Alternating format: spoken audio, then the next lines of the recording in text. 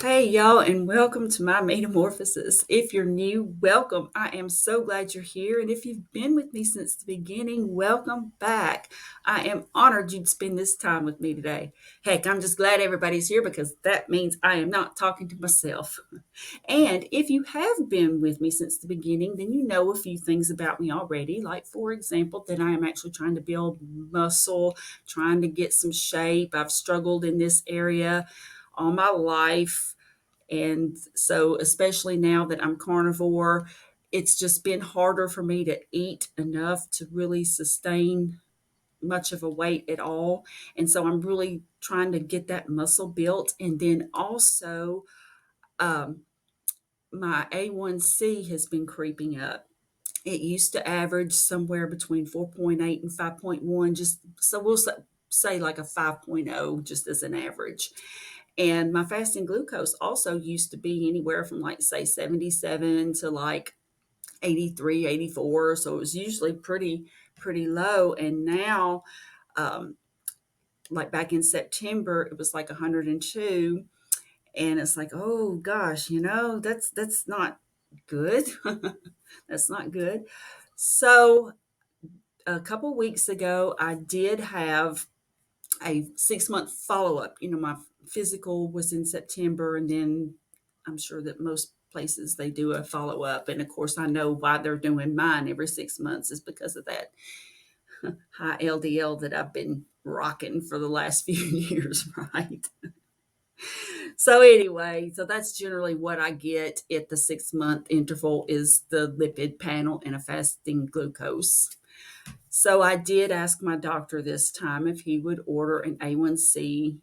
They don't typically order that at the 6 month mark, and he said he would. And then I also asked him if he would order a glycated albumin test.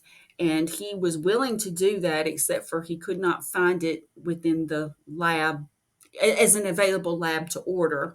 So he ordered the fructosamine, which is a very similar test. And so I got the results back, and my A1C was actually 5.4 this time, and it was 5.3 back in September. My fasting glucose was 108, and it had been like 102 the last time. Okay. Now, my fasting insulin was 3.8, so that was a good thing. That was back in September. I did not have that redone, but that was within the optimal range according to the Common Sense Labs.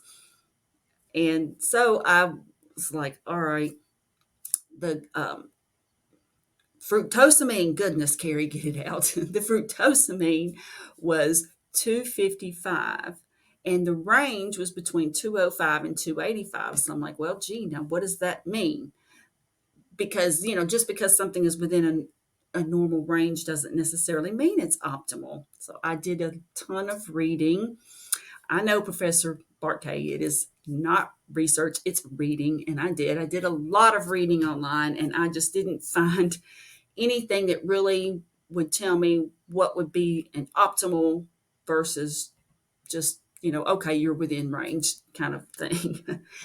So I am a member of Dr. Berry's private community, and I made sure that I was logged in so that I could participate in the private group live. And even with that, there were a lot of people, and I wasn't sure that my question would get answered. But guess what? It did.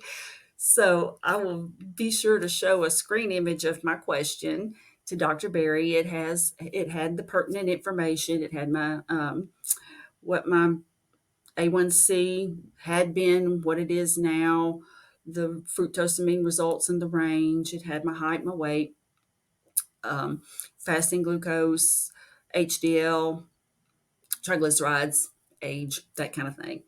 And he said that I am metabolically healthy. I have nothing to worry about. So I was so excited because, hey, he did answer my question. um, I mean, even though it was in the private community, there are a lot of members, especially at the tier that I'm in. And so I was just really happy that that he did answer my question. And I am happy that the answer was a positive one. So Let me know in the comments, you all, if you had a creeping A1C. Did you get a fructosamine or a glycated albumin test done? If so, how did that compare? And what did you all find out online? Because I want to learn. I am so interested in just finding out more and more about how to interpret these things. So if you have any information, please share with me. And I'm so glad that you were here for me today. And I just wanted to, that was such an awkward ending when I'm not going to edit it out. But anyway, I am glad that you were here. And I hope you all have a great rest of your day. And just share in the comments anything that you think would contribute and teach me, because I am really willing to learn. You all have a great rest of the day. And remember, forget the pudding, eat your meat. I will see you all soon. Bye bye.